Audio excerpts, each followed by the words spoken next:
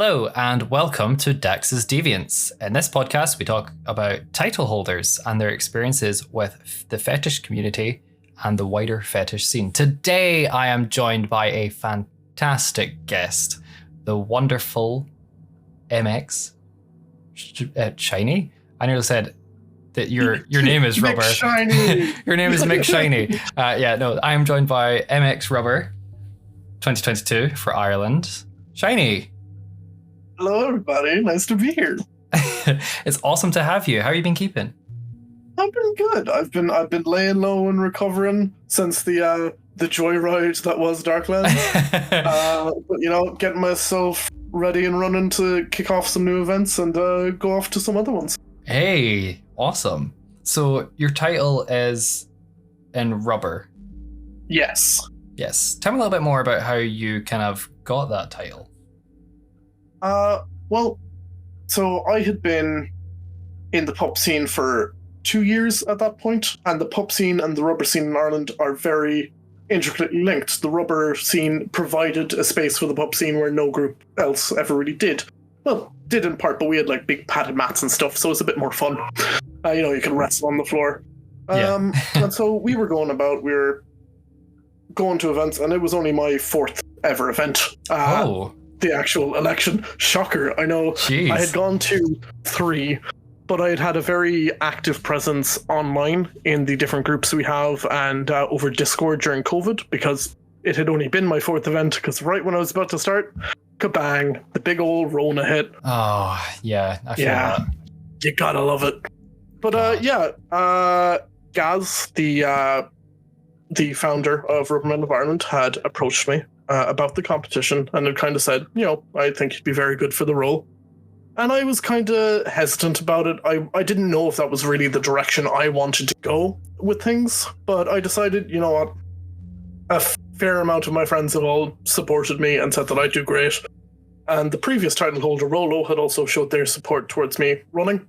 So I said, screw it, I'll run. And as well as learning that the last year's International Rubber 25, I believe, Joe, Chicago Rubber, they were going to be coming, also helped a lot because for those unaware of why it's MX and not Mr., I am a non-binary person. I use he and they pronouns, but really anything works for me. I don't mind. And knowing that there was someone else who had been in essentially the exact same position I was about to be was comforting. Oh, that's good to hear. Yeah. Yeah, one of my new extra questions I was going to ask is, what are your pronouns? But, I mean, you've already answered that one, so I can't, there we go. Can't throw that one at you.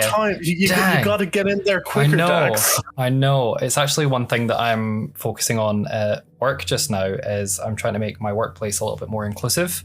So my work is trying to join the Proud Science Alliance, which I'm very excited about. I'm kind of leading that one. And just doing little things. So I'm trying to make sure that people can get their pronouns in their email signatures.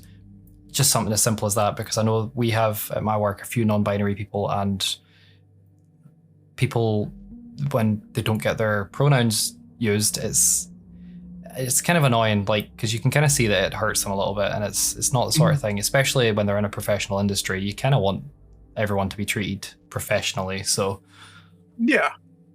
It's just a little thing. Like if your boss walks up to you and says you're a pretty little girl, Dax, that's not going to feel great. I mean, unless. Yeah. I mean, no. My boss is kind of like a mother, so not sure how I'd feel about that one. I mean, we have a mother in the European scene anyway. Shout out to Kitty, love you, Kitty. Oh yeah, Kitty's amazing. Yeah, Kitty is mother. Or mammy to me. Mammy? Mammy. Oh, yeah. Because I'm Irish. I wouldn't say mother. Yeah, you wouldn't say no, she's mammy. Give me the love, mother. Please, mother. I'm resisting to urge to bust into musicals. Oh god, yeah, let's not start specifically, that. I cannot afford you the copyright, so I won't. Yeah, oh god, I was gonna start singing Shiny, but we're not gonna do that. So what got you into the fetish that you have your title in? Well, I had just been kind of looking for gear in general. I had known since I was about 16 that I was into a lot of things. And I don't mean that in a small way. I mean, I kind of didn't find anything for a while where I was like, don't like that, which is dangerous. And my bank account has suffered thoroughly. Yes. But I had been struggling to find, there's not really any good gear retailers in Ireland.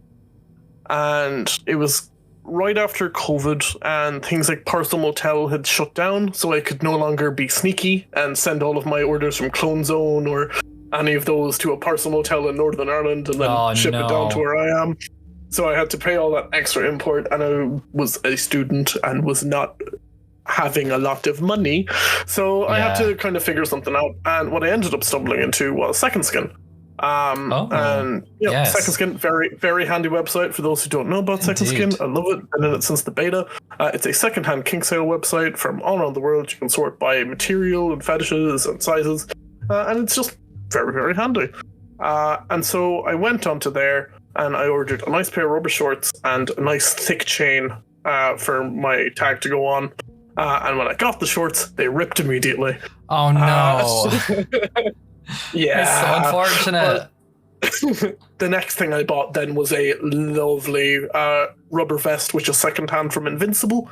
And I still wear that very frequently because that top is brilliant. Very nice. But I tried it on and I kind of looked at myself, and I'm a larger person.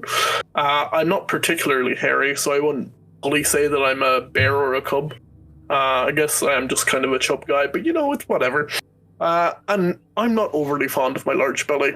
I am at times, but usually not. And just seeing it in the rubber kind of, it felt less flabby. It felt a bit more solid.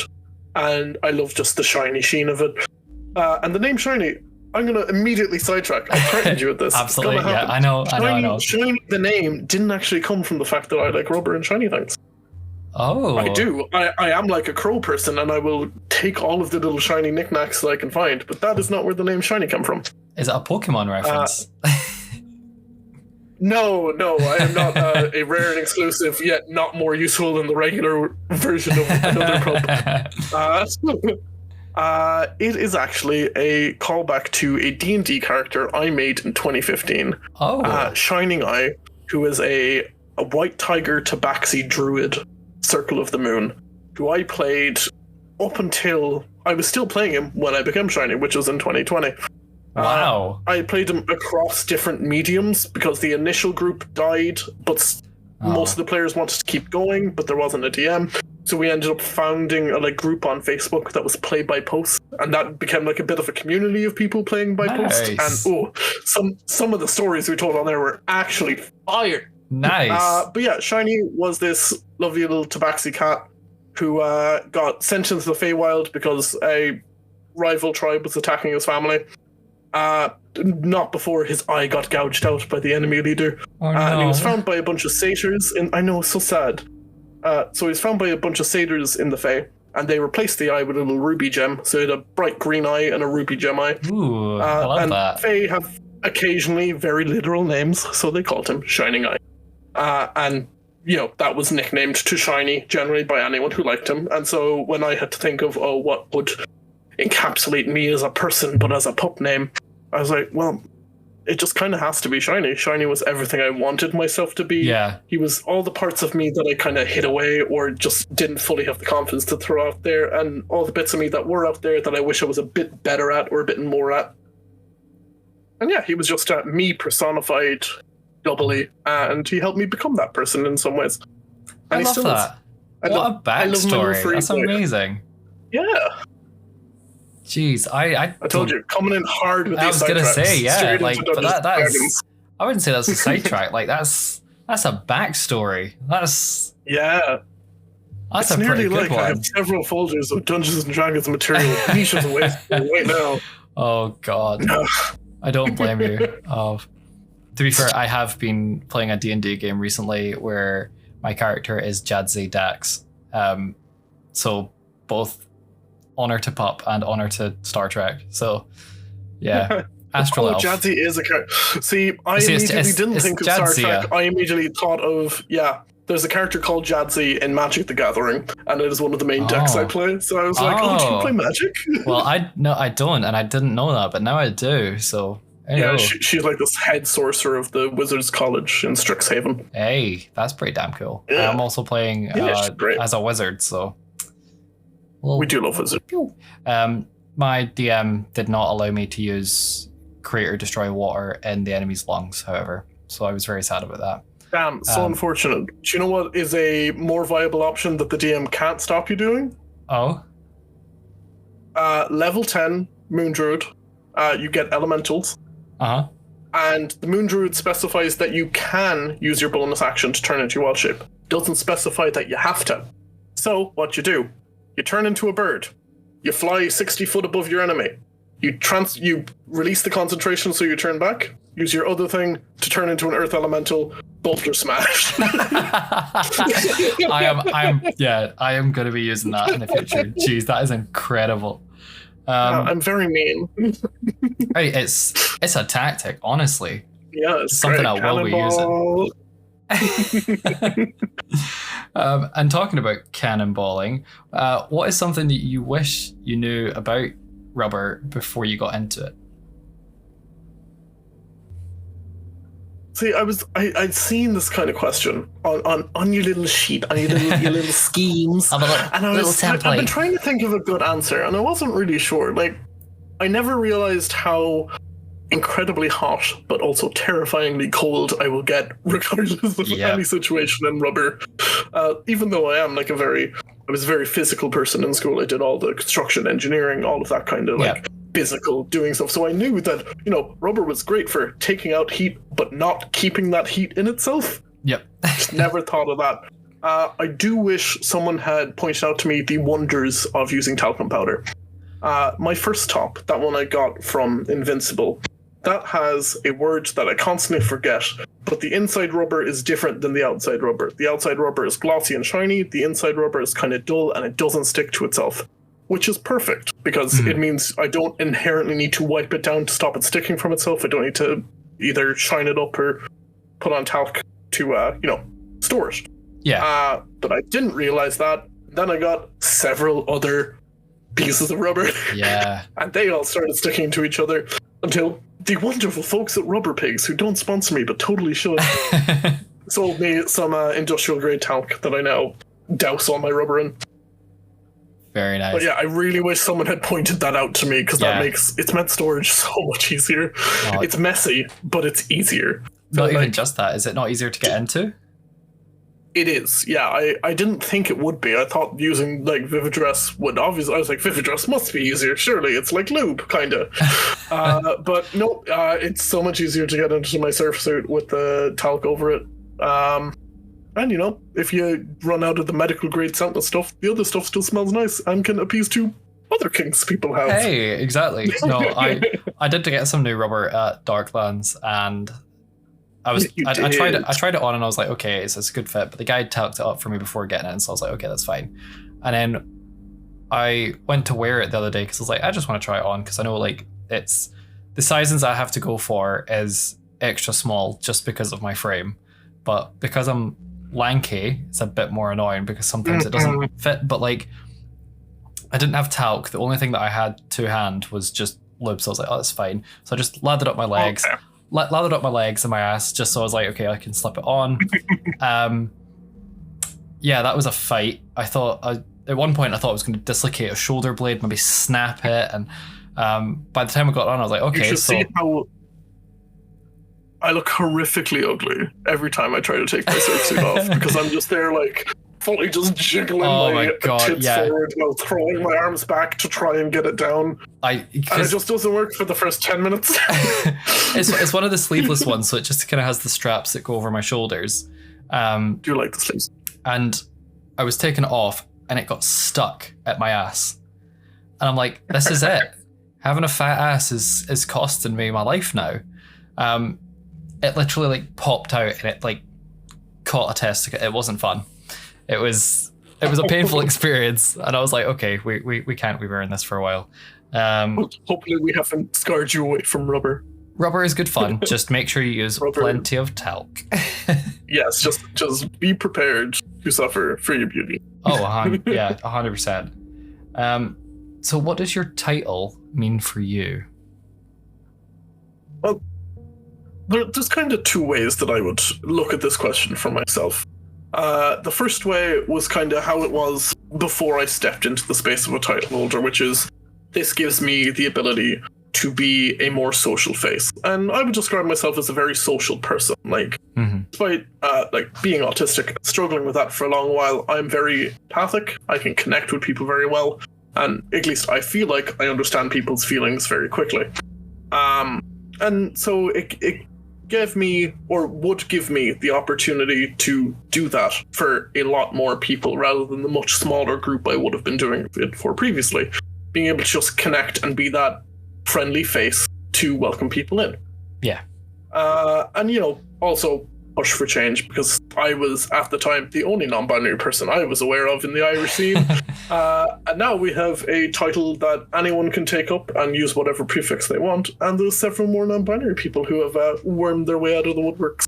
Which is incredible. And some AFAB people who are going to start coming to the events real soon as well, which is super exciting. Hey!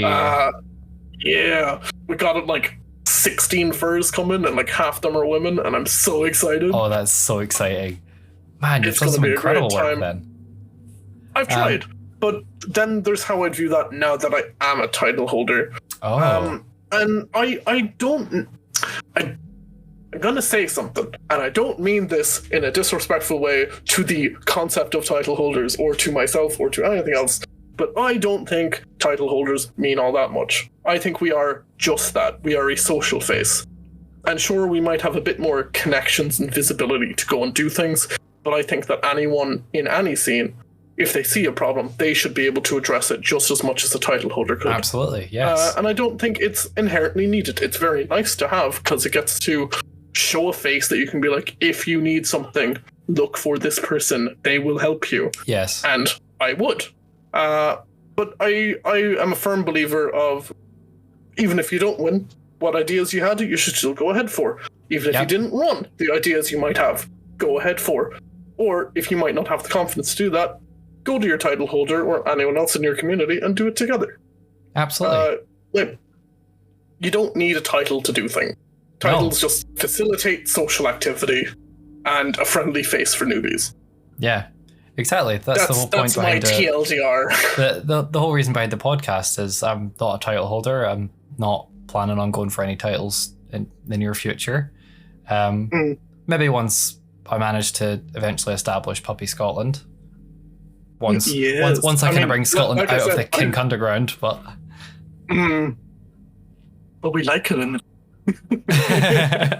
we like it in the shadows. We have several rooms dedicated to it. Yeah, exactly. We just sit in the darkness and do nothing at all.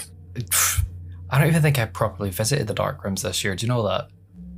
The only one that I was in properly was the horse fair room. Yeah.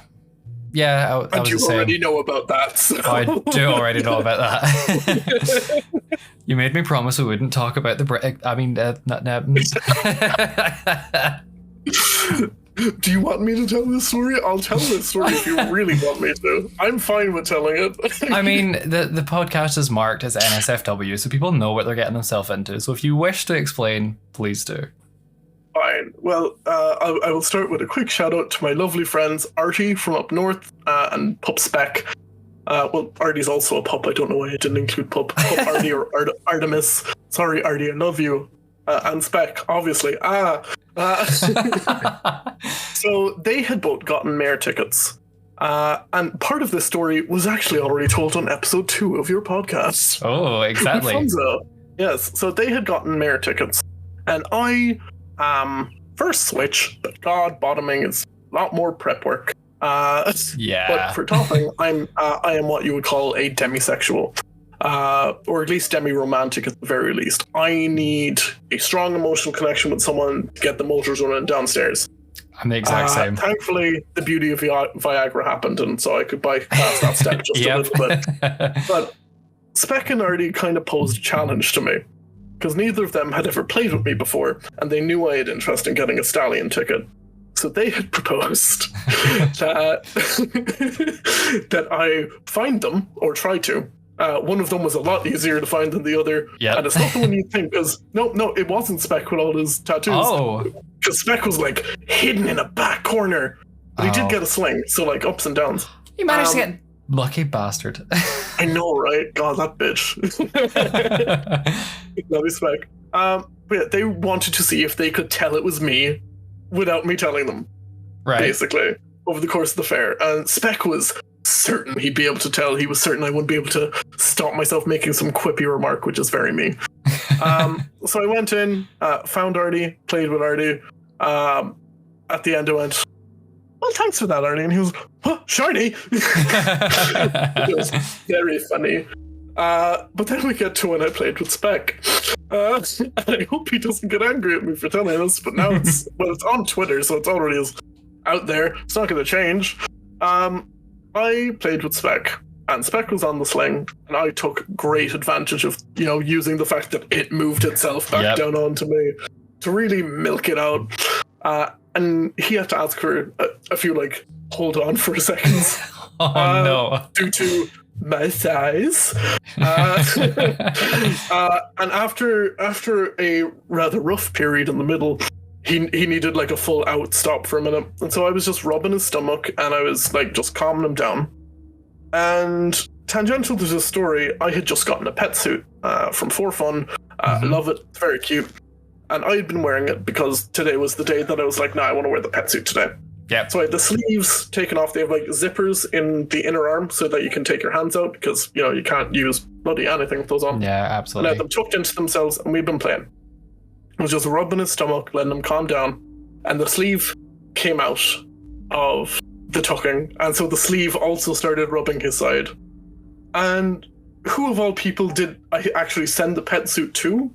Because I can't send it to where I'm living currently. Yep. It was Spec. Oh, no. So he tilted his head and went, shiny. And I, hi, babes.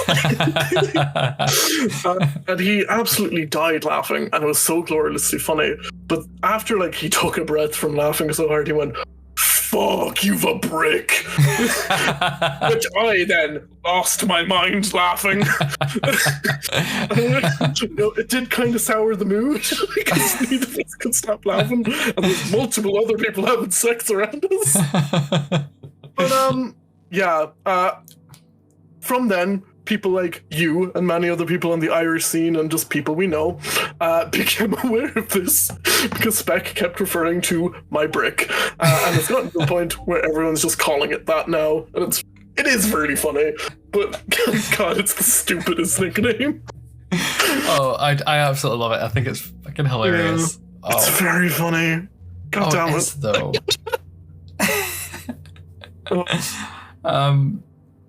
So do people outside of the community know about your title or know that you're the brick? There is a handful. There is a small juggle of people. In terms of direct connections to me, there's a few of my friends who, let's say, were gay plus. Not just a regular gay, open to get out into the kinky side of things. And so there's a few of them that I introduced to that. Most of them, all of them didn't really take to it, but were completely fine with it. None of my family know, obviously, and the majority of my friends are people from within the scene. There is a rather large collection of complete strangers who know about it, because I have a Tinder account because I thought it'd be very funny to make a pup Tinder. I should actually show you what the opening video to that is. I have a GIF from shout out to Pup Casper, the first pup I ever had a proper conversation with, my pseudo pup daddy, as he likes. Very nice. He likes to be called my daddy, even though I got my sash daddy too, Rolo. But we can have two dads. It's 2023. It's fine. Exactly. Get with the times. He has a gargantuan bad dragon Chance, the horse cock. Yep. And by gargantuan, I mean my stomach to my forehead. It is large. It's a big boy. So I have a beautiful gif of me just looking concerned while it jiggles uncontrollably in my hand. And that is the front picture that people see on my Tinder. Just this jiggling giant dildo. But like, there's just loads of people who have matched with me on there, including, as it happens, the puppy I corrupted, Marmalade. You've not got to meet Marmalade yet, but I hope you will. Marmalade is a very interesting story because he had matched with me on Tinder. Marmalade is living in Portugal currently, but is originally from Ireland. And this was Marmalade's last day back in Ireland before he went home. And he just decided on the bus to the airport, no less, to download Tinder. And just so happened to match with me. And so we matched and we started chatting. And I was like, well, fuck's sake, why didn't you install Tinder earlier? Blah, blah, blah. We had been chatting for ages. Me and Marmalade are as close as you can conceive people being who are in separate countries. We spend most evenings chatting to each other. As of a little while ago, he's officially my beta. I actually have his congrats. tag around here somewhere. The tag is another great story because he couldn't come up with a name for himself. He was like, I want to get into pub play. I bought a hood. I can't think of a name. And I was like, perfect. Do you have like a little chain or something, yeah? And he was like, yeah, I do. And I was like, perfect. Don't you worry about a name. I got you sorted. Because he has a love for Paddington. He has a Paddington teddy that he had brought with him every time he's traveled anywhere. Oh, I love that. It a little while ago got damaged, so another Portuguese pup that he met because he joined the Portuguese scene, because I corrupted him as I tend to do with people, bought him another smaller compact one as well, so that the older, more pristine one can be kept safe. And he can still have a Paddington with him. And so I was like, well, goddamn, I know exactly what this boy needs to be called. So I got a lovely golden tag, I got an inscription on both sides, and sent it to his house in Portugal. Front side said Marmalade, which he absolutely loved. He was fawning over. And then he saw the back side. The back side said Shiny's cum dump. It's so funny. To the point where he actually got a new tag. He got some stuff from Rough Stuff, nice harness and matching collar and stuff, and he got a big Rough Stuff tag that they do. And he enjoyed the fact that it said Chinese cum dump so much that he got that on the back of the new tag as well. Nice.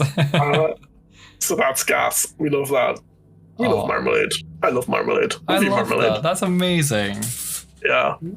I think the cat's trying to break in. Oh no. The cat. She's trying to take over the podcast. She can't take it over. Work. Okay, scared her away. Oh yeah, I hope so.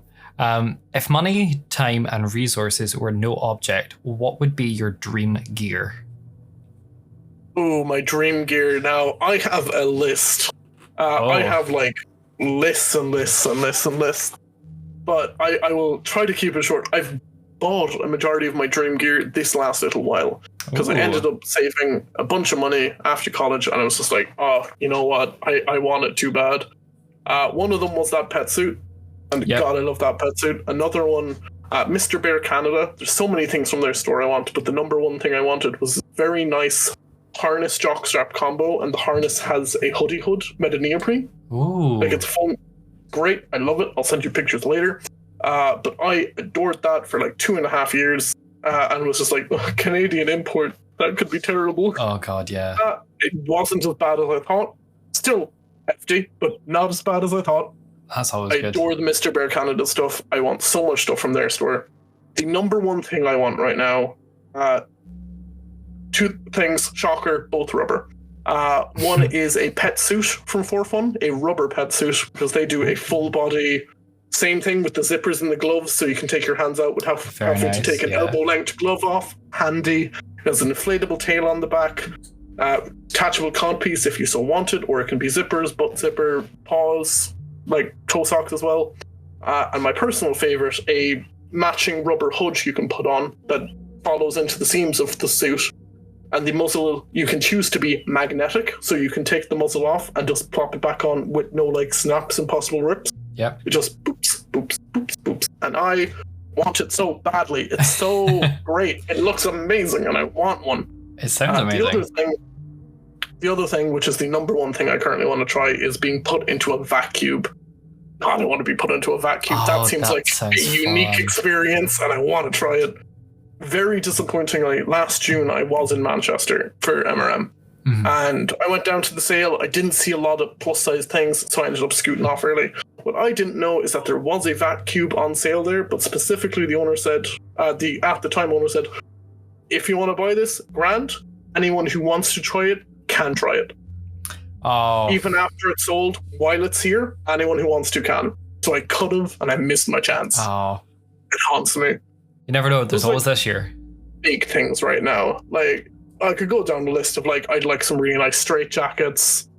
There's a really nice one that Nibidex do that has this nice tan leather and then the regular straight jacket fabric. That's lovely. Want that. Some nice leather gear. I'd love like a nice bar vest and a Sam Brown and just loads of bits and pieces. I could list stuff for days, but I will choose not to. As to not. I know you made this podcast longer for the Irish specifically, but I'm not gonna force that stereotype to continue.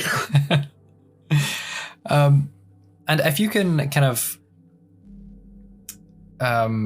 remember back to, you know, your younger years when you were starting to, you know, try everything out, what is something that you were really interested in, but it turned out to be not that great?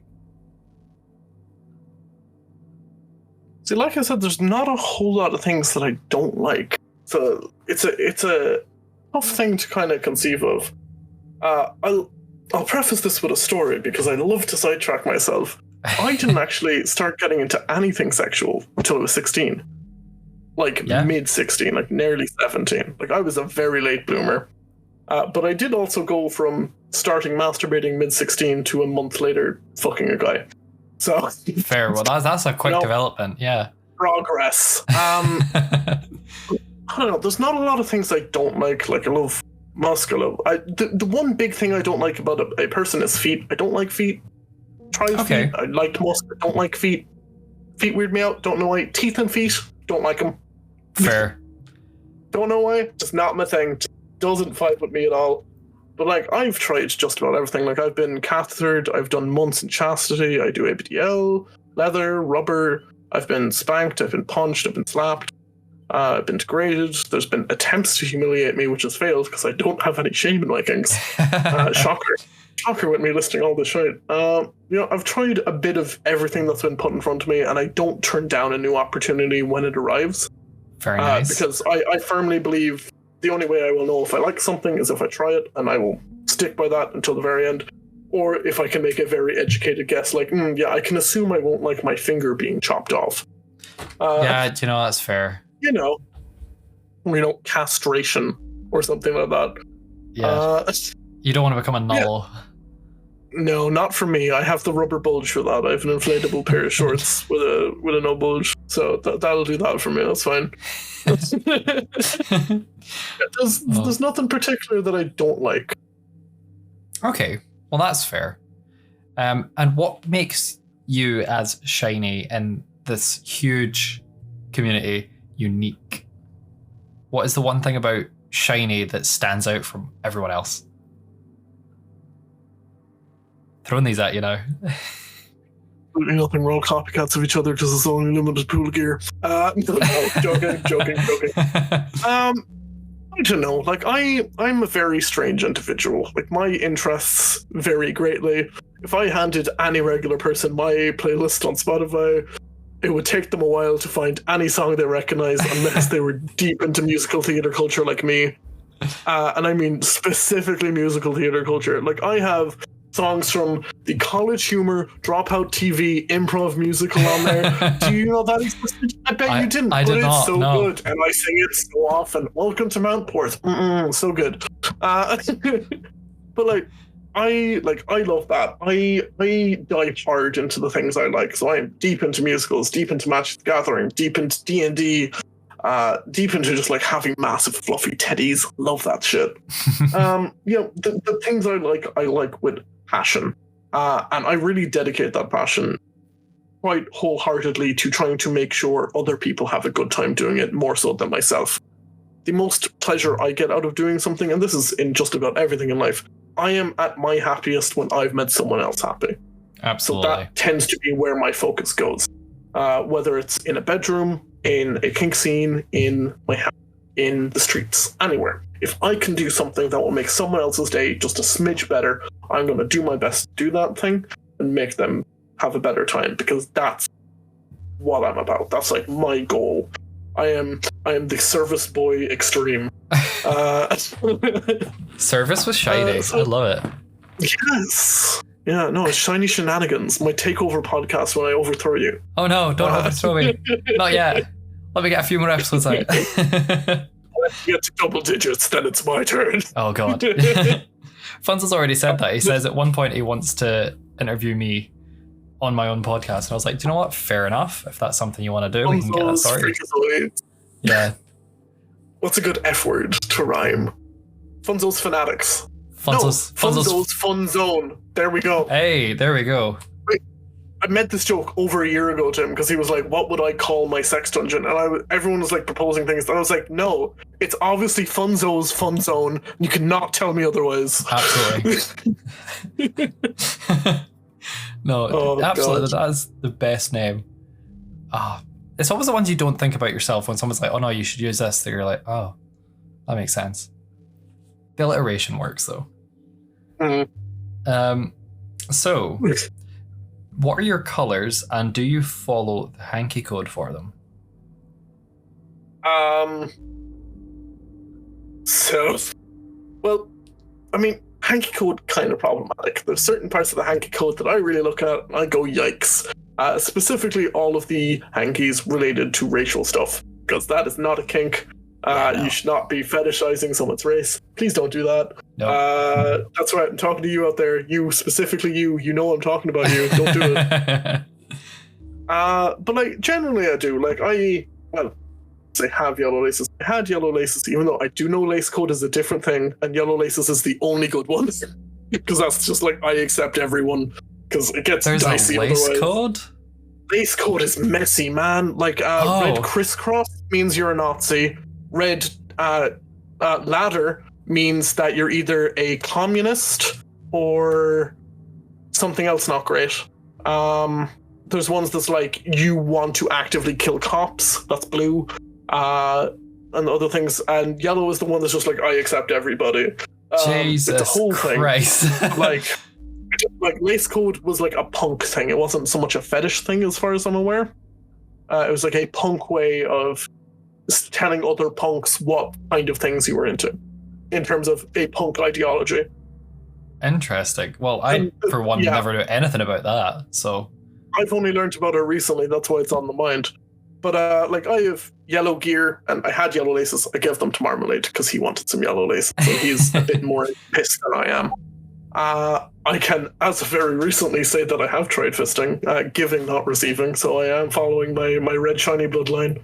Very nice. But like, I don't super, like, I have a rainbow hood. I don't believe there is a rainbow hanky code. I don't not think that so. I have ever seen at the very least. No. So like, those would be the main two that I appeal to in terms of gear. Mm-hmm. But like, I'm sure if I did end up with a collection of hankies that were not rainbow colored, as all of mine are, I have like tie-dye rainbow stripes. A different type of like patterned rainbow stripes, one that has shiny written on the bottom, one that has like cool calligraphy around it. I like my little bandanas, but if I did have a like easy way to get 40 bandanas so that I could do my hanky code, I'd have a lot more. Like, I'd throw BDSM and all out there. I don't think ABDL has hanky, but I'm big ABDL. That was actually the first kink I ever found for myself, shockingly. Interesting. Yeah, and that was when I was 16. It was a whole weird thing. And did you try diapers at that stage, or? Well, exactly how it happened was I was on work experience in secondaries.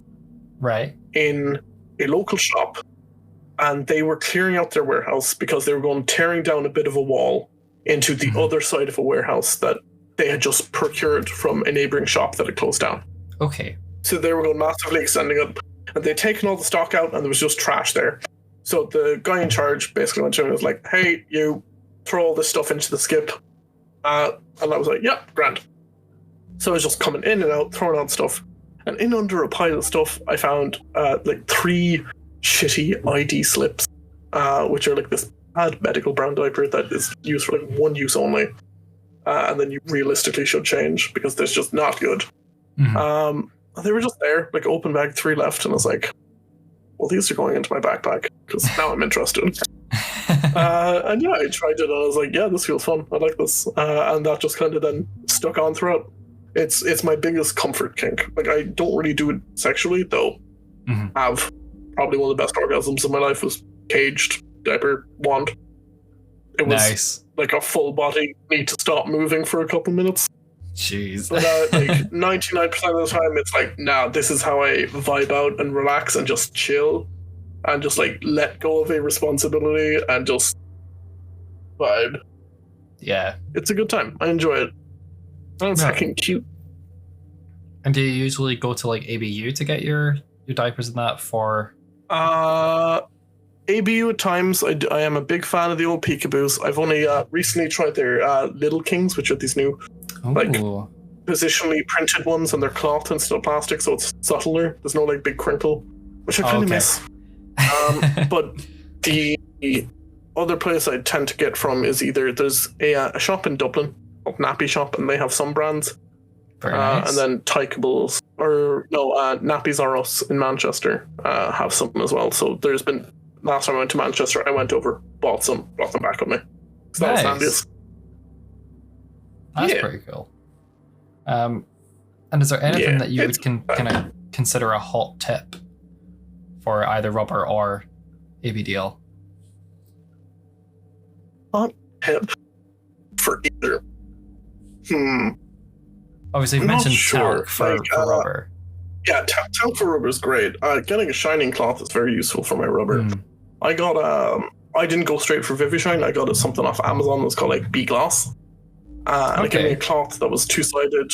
The black side is for applying and the pink side is for polishing, or maybe it's the other way around and I'm forgetting. But it's like, one to apply, one to buff it in, so that it's not just like wet on you, that it's like properly buffed into the rubber and shining. That's what I recommend for marmalade, because I enjoy that far more than just rubbing liquid all over myself. Yep. It feels a bit more effective. And for ABDL, tips. There's this method that like went super viral on Twitter where you get stuffers. So basically they're a pad that you'd add so that it would absorb more. So instead of just like putting 1 or 2 down flat, fold them in half so it makes like a valley, because it makes the swell much thicker, and a lot of people really love the swell of it. So there you go. If you look up the like diaper fold method on Twitter, you'll definitely find it. So, on the unlikely event you've got some ABDLs following, hey, there you go. Use the diaper fold method. It is shiny approved. You never know. And do you have any advice for people that are either getting into rubber or ABDL? I mean, it would be my same advice as with anyone getting into any kink. You do not need to own something to start having a conversation. There's more than likely a group either in your country or maybe even in your city if you're in a bigger one, and you should do your best to reach out and start a conversation. Be aware that you are inexperienced. Be aware that you don't know things and you don't need to. But also be aware that there are some people who will try to take advantage of that, so still be smart about it. Go in there with an open mind, looking to find the good people, and one way or another, you will find them. That's what happened to me. I stepped out with no gear and no connections, stepped into the group, and I found some fantastic people like Up Casper, Puss Sly, Speck and Zippy, who you also know. Love them. My babies. Lucifer up north, the first pup I ever met. He heard I had never met a pup because of COVID, and he went out of his way to get a hotel near me so that we could spend the night together. Aww. Love that man with all of my heart. God, he's the best. That's amazing. Chaos, the group that Funzo mentioned in the second episode, which has a bunch of people. Funzo is part of Comet, Nova, Cheddar. I'm going to feel bad if I miss people now. Astra, just so many lovely, gorgeous, beautiful people. I love them all. Obviously, Marmalade's in there, Dobie. Who am I forgetting? I'm definitely... Artie's in there, Crush is in there. My Sash wife, Loki. Pixie the Omega, Ponta, and Ace are in there. I think that's everyone. Maybe I'm wrong. Hey. Sure, let's not drag it on anymore. Chaos, I love you guys. Mwah. My not pack. We're all just like, none of us want to be in a pack, but we're just a group of friends, and it's not a pack, but it's not a pack at the same time. Yeah. Oh, I feel that. You know those awkward splinter groups that like, do we need to put a name on this? I was like, I don't know, what name do we use? What even are we? It's like that awkward stage in a relationship where you've been dating for a while, but you've kind of not agreed that you're partners yet. So it's kind of that awkward stage of like, are we a thing? Are we not? Like, do I ask? Partners with friends. Friends. Unexpected emotions in the bagging area. Oh fuck, I'm not ready for those. Oh god, no. Never ready for the feels. Do you have a favorite place to meet with your fellow deviants, or? Well, I'm in the unfortunate position of that I live in a field. I live incredibly rurally. I need to be driven to the local town so I can get either a train or a bus to go anywhere. Right. That would be about 1.5 to 2 hours to walk there because I need to cross one of the main roads of Ireland to get there. I need to go across the N17, and that's not entirely viable. No. So I do a lot of my hanging out on Discord virtually. It's very much where my presence is, more than in person in a lot of senses. But as for in-person stuff, shout out to Viva, our glorious location for the Irish Rubber events. It is a lovely little spot. We get food. We got a smoking area at the back with heaters. It's not massive, but it doesn't need to be. We're a very close collective of people, and it's nice. I do love Viva. I love meeting up with people there. I've been to the George a couple of times. The George is nice. Good cocktails. But I've not gotten to explore the Dublin nightlife much to get to things like DV8 or Mother, or NSFW. I do love Manchester. Manchester's super nice. I still need to go down. Honestly, there was a good period of time where I was debating moving to Manchester, and I kind of still am. Oh. If I hadn't gotten the title, there's a good chance I would have actually by now. That's amazing. Because Dublin feels very on top of itself. It feels very claustrophobic to me personally, and I don't like it. But Manchester has these big open roads and big open green spaces, which I found many of when I was there. Mm-hmm. And it just felt a lot more comfortable. It felt like a city that developed from a rural city as opposed to just a massive, capitalist nightmare city. Yeah. And, it has the King Shops, it has the beautiful Gay Village, which I will be hopefully spending a lot of time in June. For MRM. Or MRW. I don't know. Everyone calls it MRM. I've only ever heard it referred to as MRM, but it is MRW. It's Manchester Rubber Weekend. Oh, I thought it was MRM for Manchester MRM Rubber is Man. Manchester Rubber. Well, yeah, that's the name of the organization. Oh, but so the it event is MRW. I don't know. See, I've never been to Manchester. It's MRW 16, I think now is the current one. I tweeted about this 2 days ago. I will be heading down. Dating the video, or not the podcast. Oh, it's fine. You should. Oh my god. Right, do I get to cuddle you at MRM? Yeah, absolutely. I should also be over MRM again. I should also be over in Belfast for Pride. So yes, Pride's going to be super fun. So I can definitely do Belfast Pride. It's going to be a struggle to do Dublin Pride because that is the weekend after Manchester Pride, and my work is specifically during the week kind of busy, during the weekends very busy. Because I do security. And it's daytime security as well. It's not evening. Not so it's 9 to 5. So we will see. I'm hoping I can make. I damn well better make it to Pride. I will be so shattered if I can't make it to Pride. I really hope you can make it, to be fair. Everyone wants to see that lovely high energy, high velocity brick energy. I just no, there'll be children watching. Everyone wants to see me leash Astra and drag him around. Come on. That works, yeah. Absolutely. Yes. And if you hadn't gone for the name Shiny, what would you choose and why? If someone turned around and said, you can't have Shiny. Question. You can't have Shiny's shiny. been copyrighted. I have a puppy license for Shiny, and it's been copyrighted. You can't use it anymore. Yeah. That is a tough question. I've always joked that the evil variant of Shiny is called Dull. And he's all about like ruining your freshly polished boots and rubber. Splashes mud on you. Maybe that if I want. I like just that. Like, oh no, let me just pour this bottle of Coke all over your freshly shined boots. Oh, is the wax coming off? No, I'm sorry. That's not even funny because like at Darklands this year, the first night I'd been out in the kind of smoking area, and they decided that they were going to clear the snow that was like in the water that was stuck on top of the kind of little tents that they had out at that area.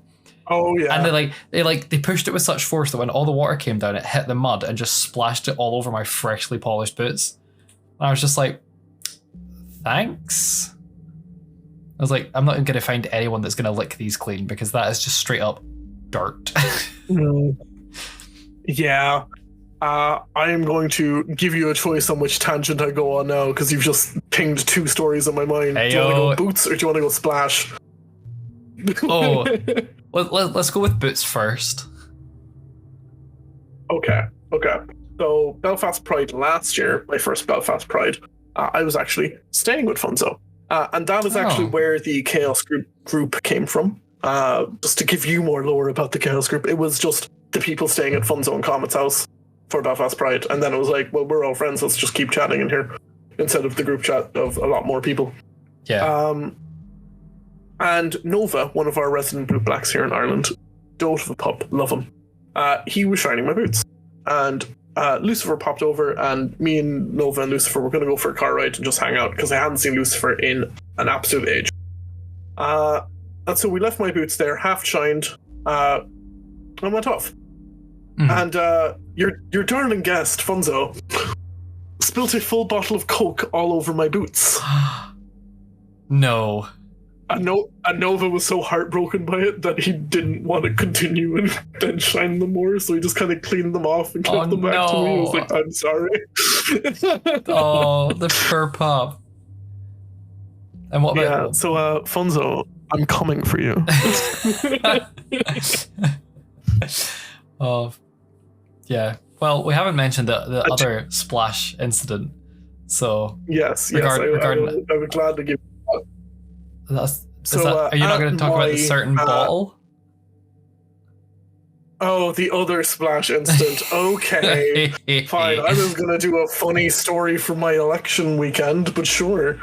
We can do both. We can do both. we can't do both. We have the time. Probably. Yeah, I mean, we're only 53 minutes in, so you've still got plenty of time. Oh, we're under an hour. Shock. At Darklands, my beta, Pixel, he is baby, and he is a rather sporty pup. We have revoked his gay card because he has not seen any of the like typical gay things, and he's big into football and loves like fantasy league and all those kind of FIFA things. Revoked instantly. Yeah, I know. Yeah, fully revoked. It's like you're back to being straight. I'm sorry. You're still my beta though.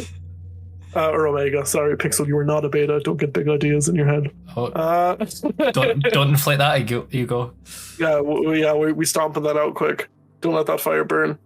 But Pixel was helping organize the pup soccer that Pup Denzel organized during Darklands on the Saturday morning. And he was also one of the teams playing. And so I obviously showed up. There was no world where I ever wouldn't support him doing this. No, absolutely. And me and my darling little puppy brother, Sly from up north. Absolute babe, small little pup, rainbow hair. He is the best. I love that man. Me and him were just being little cheerleaders, dancing around on the side and just like cheering on and having a great time. And they went to take a picture of the two Irish teams together because we actually had two full teams that entered. And so me and Sly went to jump in the background, far enough back that we weren't really intruding, but enough that we could be like just about seen peeking over the shoulders. And Saturday was also the day of the horse fair. Yep. And so to be prepared for the horse fair, I met a bottle of X-Lube and I had that done to my harness. And the violent jumping we were doing to stay in the frame loosened the lid, and about 3/4 of a liter of X-Lube spilled on the floor. And so you have seen the wonderful picture that is me and Pup Artie on our knees, grabbing the X-Lube like a rope and feeding it into a plastic bin bag because it was so thick and viscous that you could just do that. Just on the edge of the football field. The floor was very shiny when I finished because I did like fully, like I was like, I'm fixing this mess. I'm not going to leave this to staff. That's not fair. So like, I cleaned it all up. I got tissue off them. I cleaned it all up so it was dry and not slippy. That floor is spotless afterwards. So who knows? Maybe use extra cleaning next time. Yeah, it was a true moment of shame. And to my detest, one of the puppies in chaos took a picture of me on my knees cleaning up lube. It's a great photo, I can assure you. It's a very funny photo, but god damn it. So what's your splash with your title weekend? Oh yes, okay. So during the rubber weekend, there's a few things we do. Normally we find something, like place of interest in Dublin City to go to, so that everyone who has the higher level ticket, all of our foreign guests who are like, really helping, supporting, like raise the travel fund and everything, that they get to do something fun and unique to Dublin, or at least very cool. So what we did this year is we went to the Still Garden Distilleries out in Inishcore, I believe it is. It's a gin distillery, but it's like a high-tech gin distillery because they have a bunch of machines to like, what's the word? Remove the water from, dehydrate. There we go. Oh, sorry. To like dehydrate stuff and like put really unique things into the gin they make. Things that normally you wouldn't be able to ferment into gin. Yeah. For example, I got fizzy cola and sour apple gin the last day. Ooh, but I believe they've done amazing. like, not to diss on them, it kind of wasn't. I didn't love it. But I'm not a big gin guy anyways, so yeah, maybe it was just me. Maybe my palate's not refined enough. But they had a load of like really whack flavors out there. And I heard one the last day, and I can't remember. Oh, that's what it was. It was Spice Bag. They made a Spice Bag gin. Spice Bag. Oh, you're English. Damn. So Ireland has this thing called Spice Bag. Hold on. Call me English again, and we will have problems. Are you gonna fight me, Dax? I think you'd enjoy that too much. I mean, if I end up taking a brick to the face. Only if you're good. Hey. Sorry, you're Scottish. Yes, you are not Irish, is rather the proper term to use. Thank you. This is a very exclusively Irish thing. Irish has this way of taking beautiful, unique cultural cuisines and being like, sure, yeah, but we'll add some chips to it. So, in the Chineses across Ireland, around like, I think 2015 was where I first started hearing about it. You get chili salt shredded chicken from the Chinese. Lovely dish, and you cook the chips with it at the same time, and it's served in one of those like fish and chips brown grease proof bags to you, like as a takeaway item. Or I mean, you can get it in the shop, but it's not really a menu item. It's like kind of if you want this for takeaway, you take this and you take it away. But it's so good, it's so tasty, it's great. It's one of the best things to eat after a night out. I swear to God. That sounds like my next hangover cure when I'm next over. Oh, 100%. Marmalade hadn't been over in Ireland in 7 years. So the first thing we did the day he got here, we went into town, we went to Chinese, and we just engorged ourselves. Oof. Like he got like prawn toast and all these. He's a pescatarian, so he couldn't get any meat. And I was here with like duck pancakes and chili salt shredded chicken and all this stuff. But he was getting very fancy like curries and all this stuff that all smells phenomenal. Oh, I definitely need to get another version when I'm over. Yes. But and it's the distillery. We went there, we had a lovely time, we got to see them like in the process of making gin, and like got a tour and like a gin tasting where we could like sample a few of their flavors. It was really great. It was really fun. And at the end of it, I was staying with Speck and Zippy. And so I was going to be picked up by Speck. Yep. Because unlike most gays, He drives. I drive, thank you very much. I will soon, but still won't own a car, so I won't really. Oh. But yeah, so I was there waiting, and I won't name names because I'm not going to be that rude.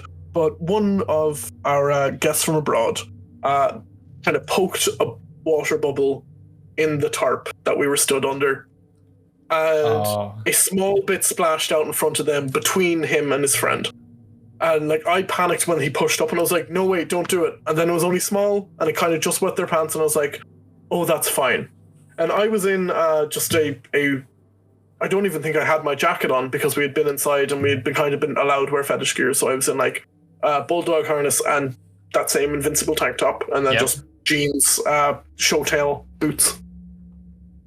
A far bigger wave of water ended up getting pushed over directly on top of me, down the back of my rubber, straight down all my pants into my boots. This was at like awful. 12:30 in the morning. Oh no. I had literally crawled out of bed to go to this distillery gin tasting, which was so much fun, only to be absolutely drenched in cold, leafy, icy water. Stagnant cold water. No thank you. Oh no. It's Ireland. Who knows how long that water's been collecting on top of on top of that tarp. God, that is awful. No. It's not the best. No. Yeah. But not the worst thing I've had sprayed on me without knowledge, so. Yeah. I mean, talking about kind of challenging or annoying moments, what has been your most challenging moment within your kind of fetish experiences? Ooh, within my fetish experience, I thought you were going to say is like my title year. That would have been a much easier question because there's been next to nothing. I'm trying to think. Like, there's not been too challenging about like being within the scene itself. There's been a few bits of things that have been not brilliant. Like I had a partner that was long distance, and the long distance ended up ruining it for both of us, more so him. So we ended up breaking up, and that stung like a motherfucker because that was the first person that I had ever been in a relationship with. So that wasn't great. Yeah, that's not easy. Yeah, it's not the best. Like I'm very much fine about it, and me and that person are still very good friends. That's like, good. Love them. Like it was in no way a bad thing. It was just mentally long distance fucking them. And so it's just the sad reality of what had to be done. But like beyond things like that, where it's just like small emotional quarrels between people, I've had a genuinely brilliant experience in my introduction to kink. Because let's remind ourselves, I'm only about coming up on 4 years in the kink scene, really. Like been aware of it since 2016, but like 2019 was really when I started digging in and like getting my meaty grubs into kink. Nice. So like I will take a second to say I have some fantastic people specifically to thank for that. People like Gaz with the Rubberman, who very much provided the first space that I felt felt safe and invited to come to. I can speak English. Pup Casper, like I said, who brought me into the group and has always been a very good ear to lend to. Spec, who's very much one of the closest friends I will potentially ever have. He melts my heart at every given opportunity and is someone I trust implicitly with anything and everything. And obviously his partner too. I'm not leaving you out, Zippy. I love you, babes. No, don't forget about Zippy. no. You know what? No. Zippy can stay and play Elden Ring. I'm going to compliment Spec. I'm sure Spec won't complain, but Zippy might. No, he'll be too engrossed. I'm kidding. Zippy knows I love him. I snuck marmalade out of Portugal for Zippy's birthday like 3 weeks ago. Because they went to school together, which makes the fact that I became friends with Marmalade separately even funnier. Nice. Because at Spec and Zippy's house, I was like, oh yeah, I'm talking to this guy. I was about to say his real name. Glad I didn't. From Portugal. And they were like, oh, I know someone with that name. Show me. And so I did. And they were like, we went to school together. So I sent Marmalade a picture of the three of us, and he was like, Shiny, why are you with Zippy? Shiny, why the fuck are you with Zippy? What the fuck? It's a whole thing. But like and again, Lucifer from up north, who went out of his way to be the first pup I ever met. And just all the pups who I chat to who are in groups with me and like make me feel welcome, because they've really made what could be a very arduous journey for a lot of people very easy for me. That's really good. I respect and love them so fucking much, and they all know it because I am very much not afraid to say it. That is really good. My friends are the best friends, and y'all should be jealous. Which leads me on to see, you're making me easy to throw in these random questions for you. Yeah. So just emotionally destroy me right now. So talking about love and stuff, who was your childhood crush? And I don't mind if you go for a cartoon character, because some of them were hot. Well, see, this is where it's interesting. Like I said earlier, I didn't really have any sexual thoughts till I was about 16. That doesn't need to be a sexual thought. Yeah, but like I hadn't even considered the option of being with someone. Like when I tell you, like, sex is just another bubble over here. Like in the Venn diagram, sex is like here. It's Wow. a way. Like it just did not cross my mind at all. Like I was having erections and I was just like, oh, tuck that down my leg, keep going. Like, Wow. Didn't even consider exploring it. Like I didn't even think. I was like, why would I do that? It's fine. So I truly was the good Christian boy. So who would you say your first crush was then? Well, there was a girl from down the road who I thought was cute. But like there's the few usual staples who are like, oh, they kind of did it for me. Why is this the only one coming to mind? Shigo from Kim Possible. I was actually thinking the same. So you're honestly, you're not alone there. Shigo's great. See, it's an interesting thing. Like bears have always been my preference, but God, there's no bears in media, and that makes me so sad. That's where you're wrong. Where is there some good bears in media? Give me some good early 2000s bears in media. early 2000s. Oh, I was going to talk about now there is. I'm talking about when I was young. Oh, when you were younger. Where are my bear inspirations? Yeah, that's a good point, actually. I mean, I need more bears. There was the dad from, what was it? Was it Wizards of Waverly Place, or was it? Oh yeah, no, actually, yeah, him. yeah, there you go. It was a bear. But also Alex, because Alex is great. Ayo, because girl. Yeah, I can't remember his character name. I just remember the actor's name, and I know that he now has an OnlyFans. Justin. No, does he? No, it's not him. There we go. No, you know what? I figured one out. Gibby.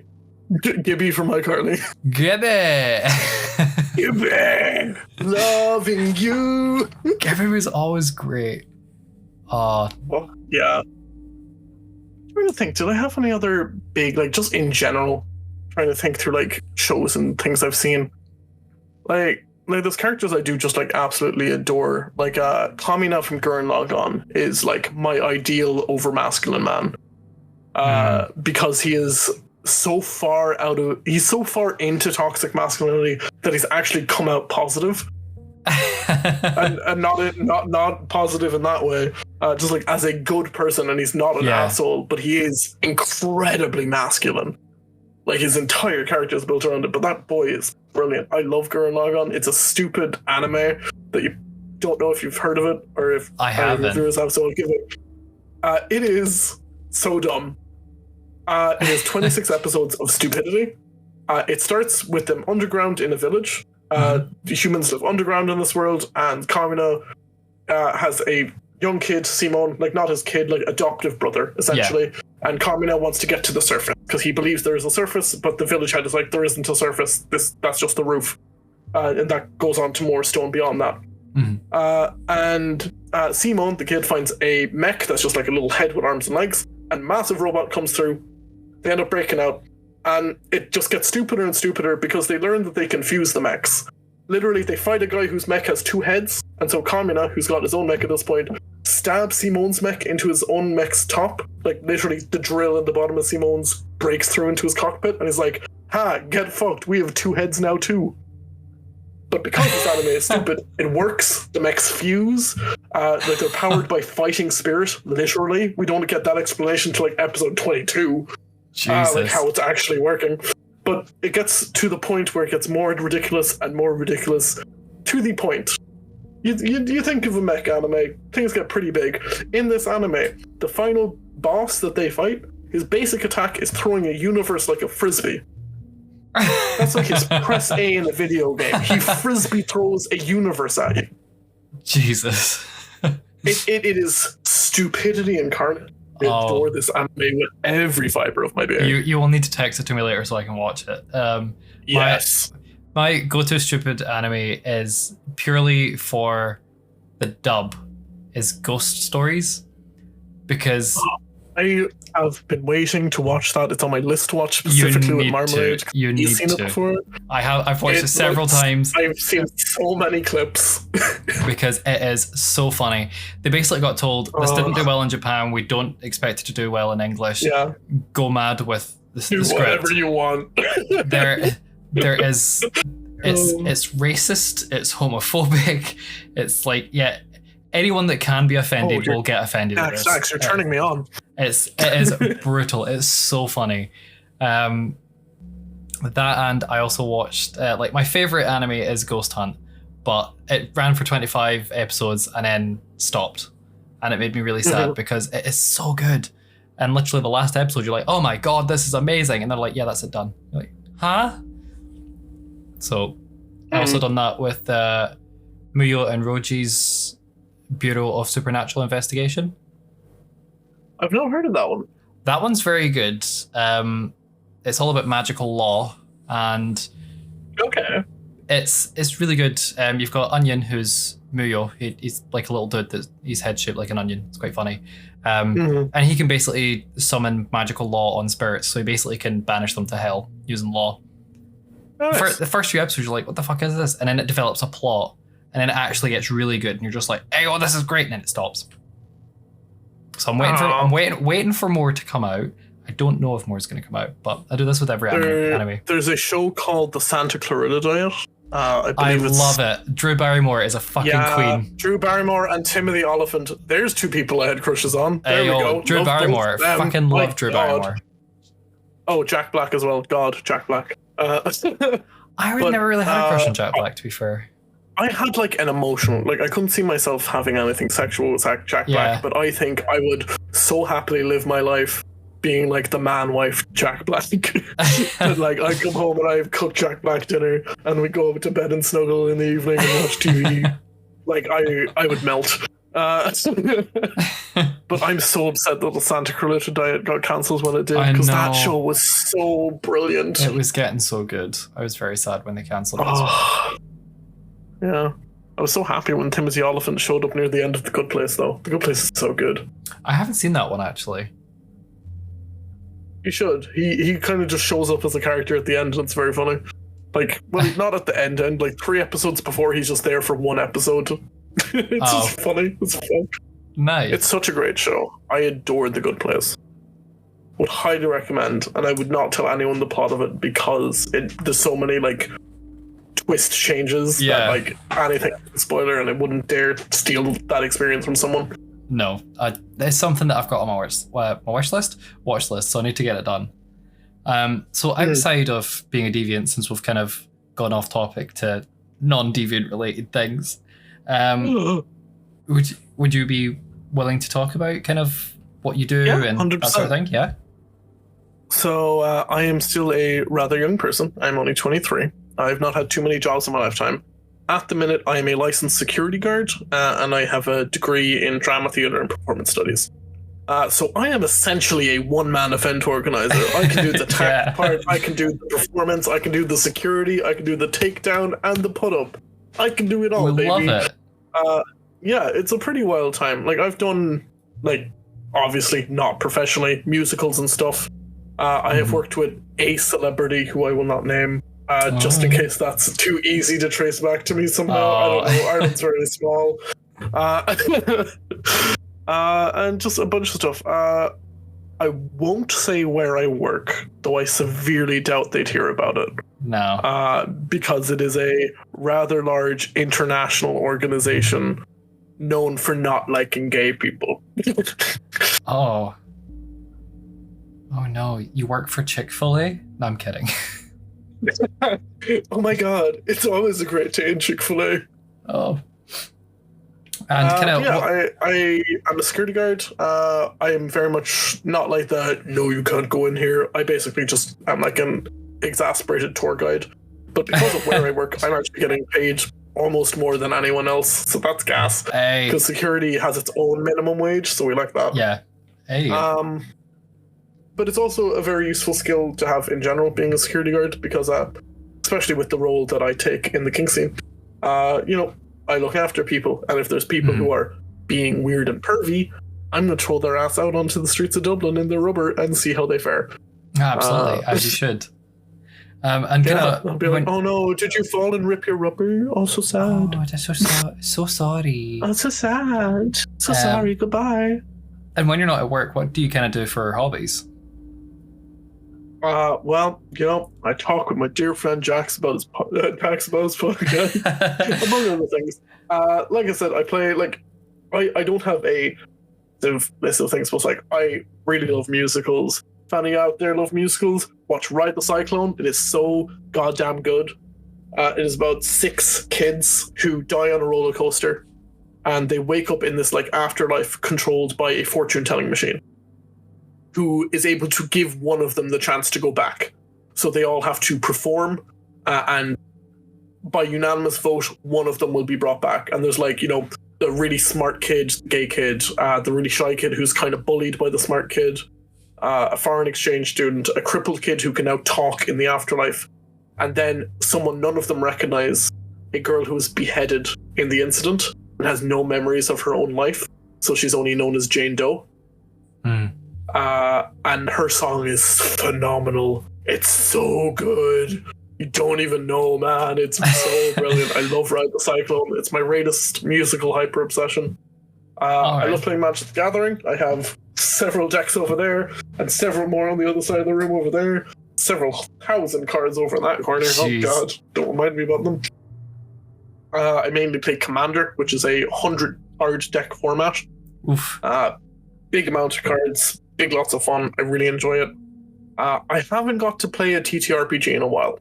I was doing it for basically 3 years straight because I was helping run the Nerd Society in my college.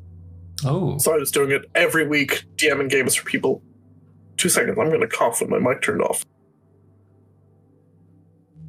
There we go. Yeah, I was running a lot of games. I love running D&D, but I also love running a game called Everyone is John. It's a very fun and easy game to run, and you only need a single D6 to play it. Right.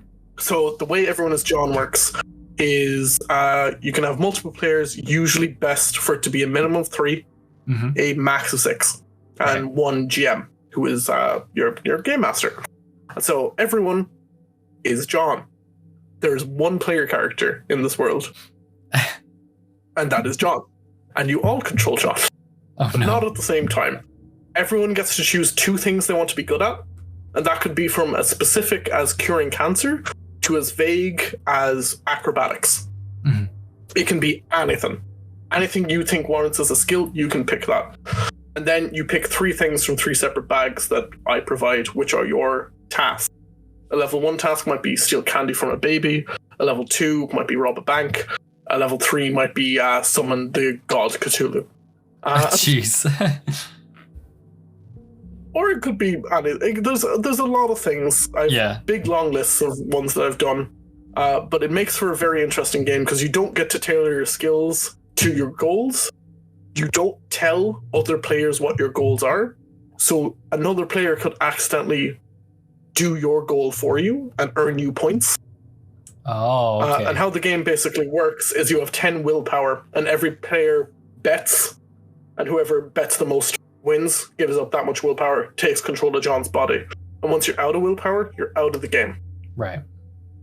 So you go through until either everyone's out of willpower or John dies, whichever comes first. And specifically in my games, because I like throwing in things like summon the Dark Lord of Cthulhu and shit like that, I like to as the game goes on, let more and more ridiculous things become viable. I have very fond memories of one of my college friends having the Reunite with Your Mermaid Love one, which was one that someone had recommended. I found it on a Reddit thread, and I'd always had it in my little baggie, but I had never considered what I would do if someone got it. So another character ended up throwing themselves into a river that led out to sea in Galway, the River Carib. And so I was like, oh, well, roll to swim. Critically failed. I was like, you were being washed out to sea. Oh no. I was like, you critical failed, so you go unconscious. Now everyone else can bet for control. And a friend of mine really, really wanted control, the one who had the mermaid love. And so they got the mermaid, they got control, and they were like, I would like to sing. I have, one of their abilities they chose before they got their task was singing. So they're like, I would like to sing the song of the mermaid people to call forth my love from the depths below. And I was like, oh, I'm going to make this horrific. And I was like, right, you gurgle a song in under the water that sings to vibrate through. And you see beautiful, wet, but somehow fluffy locks of hair poke out of the water, followed by scaly, slimy blue skin, slitted eyes, and needle-pointed teeth. Oh no. Love, I have come for you! And at this point, we were very late in the game. Two of the players that were fully out of tokens, so it was like, right, my level 2 is rob a bank. I need to get back to a bank in Galway. And I was like, cool, I'm deciding there's a coastal bank. The mermaids make a tidal wave for you to ride all the way. And then the next player character dropped a toaster on the pile of mermaids in water in the bank. No. No. Yeah. It is a very stupid game, and it's so much fun. I love it. It sounds amazing, though. I really need to play that sometimes. And it's so stupid. so here's a question that I don't think anybody on the podcast has answered yet. Do you know your personality type? I knew there was something I meant to do before I got on here. I believe, I'm pretty sure it begins with IP, right? Whatever one I have. I don't know. Yeah? Is it, or is it IF? I have the personality type of autistic. Which means all of them. Yeah, it means all and none simultaneously. Yeah. Yeah, sorry. You should have texted me to do a personality test. That's fine. I don't think anybody's done it yet. It's just one of those questions that I have just a little wee-hoo, just in case. Yeah. Okay, well, I'll jump in with another question then. What is the best compliment you have ever received? There is 2 parts of my body that I fully believe deserve compliments, and parts of my personality that I agree. My favorite compliment, especially when it comes unprompted from someone, is anything in reference to my eyes.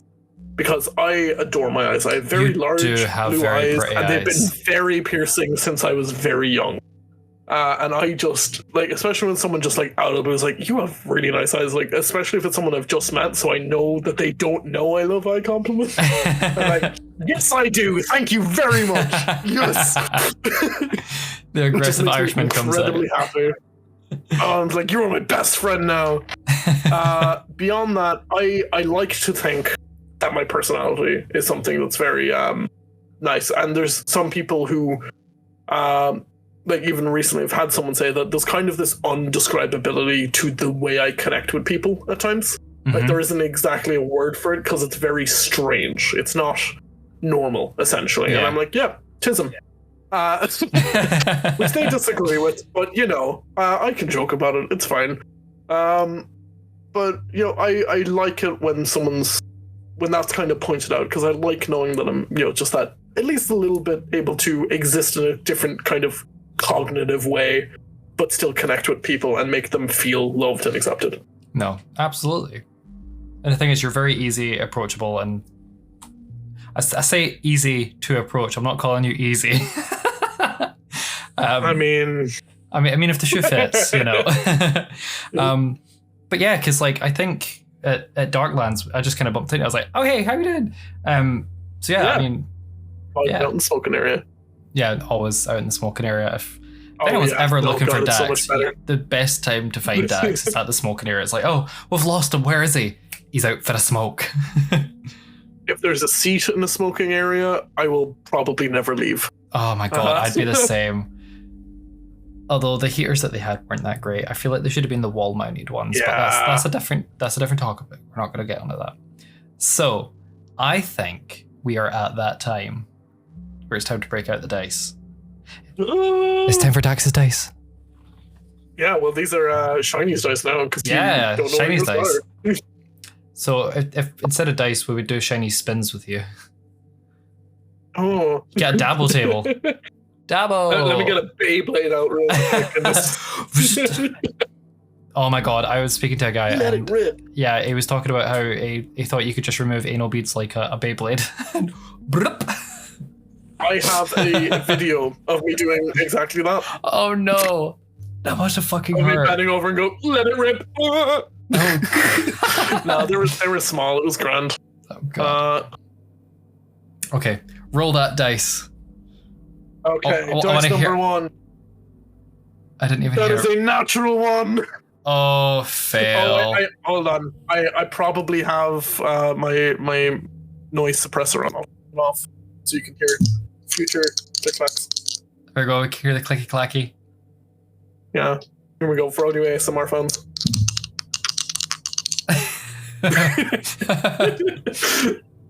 So yes, a natural 1. A natural 1.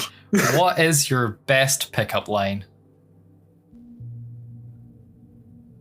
I don't know how to flip. I mean, you can skip the question. You can skip the question, but then you need to answer the next but 3. I'm not doing it for this. No.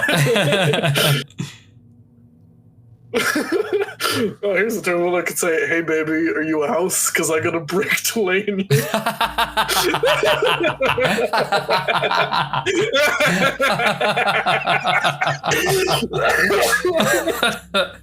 All right, God, all right. That wins. That is the best fucking pickup line. Oh my god. Oh, great. Roll the next dice. Okay. That is a 15. A 15. Ooh. Has anyone ever caught you in the act? No. I have been surprisingly successful at avoiding that at every possible moment. However, because that's a boring answer, I will give that one of the diapers that I found that time. I did not know where to properly dispose of it, and it just so happened that my mother decided, oh, you know what, I'll go clean Shiny's entire bedroom while he's away today. So that was found, and that was the closest to something sexual being found of mine. Oh. Did she react, or? Yeah. Oh yeah. Oh god. It was just like a what the actual fuck. Oh no. Oh. Okay, and for your final roll. That's a whole thing. My final roll. That's a 5. A 5? Ooh, what is your thoughts on public displays of affection? I feel like they have a place where you should do them. There are certain ones that can make people uncomfortable. Yeah. But overall, I find myself being a very physically responsive person. Mm-hmm. I've on multiple opportunities and multiple places said sex is just an excuse so I can get cuddles. And I stand by that. Sex, that's fair. Cuddles, it's fair. Yeah, phenomenal. Absolutely.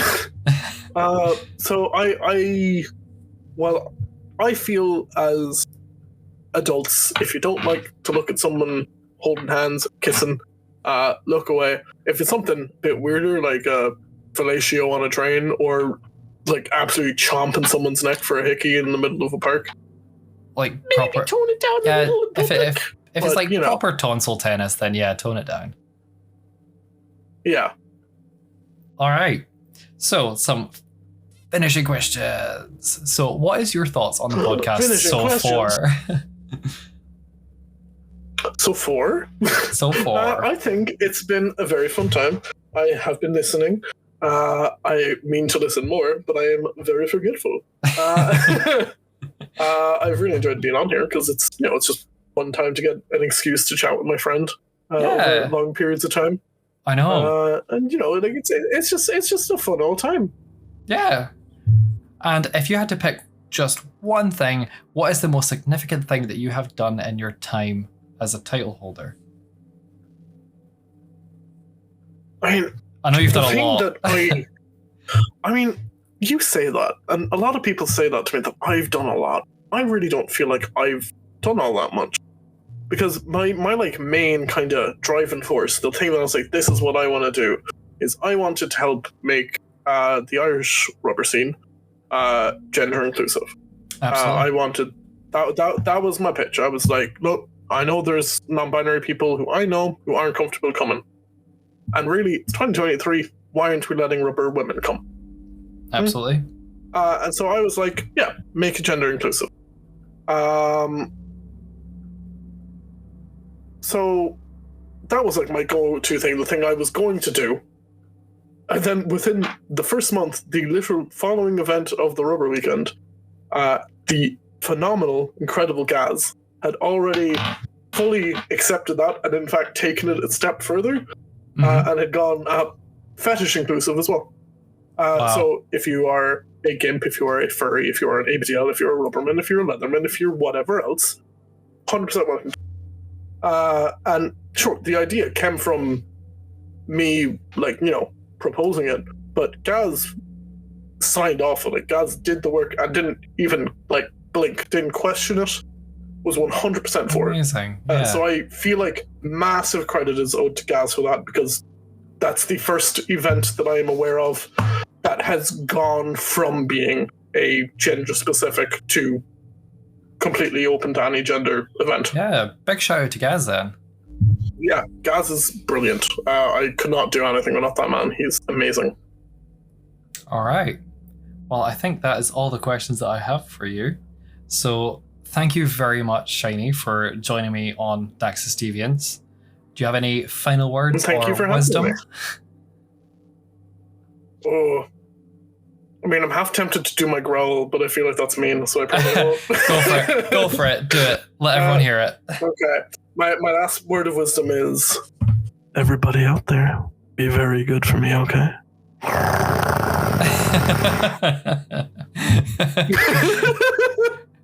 There we go. Cringe top Shiny right there for you. What a way to end it. Well, I've been Dax. Thank you very much for joining us. Bye.